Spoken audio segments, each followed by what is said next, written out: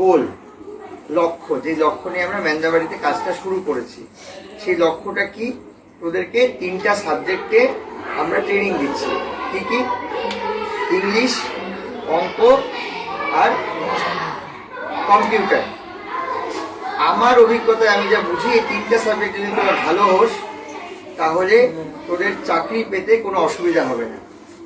সবসময় গভর্নমেন্ট চাকরি মানেই চাকরি এরকম ভাবার ব্যাপার নেই, অনেক চাকরি আছে এর বাইরে। এই যে এত বড় বড় হোটেল চলছে, এত বড় বড় সমস্ত ফ্যাক্টরি চলছে, এত বড় বড় এই যে মলগুলো আছে, এগুলোতে প্রচুর ছেলে মেয়ে দরকার। এবং শহরে গেলে বুঝতে পারবি, তোরা কে কে গেছিস কোচবিহার বা আলিপুরদুয়ার? কেউ গেছিস এখান থেকে কোচবিহার বা আলিপুরদুয়ার শহরে?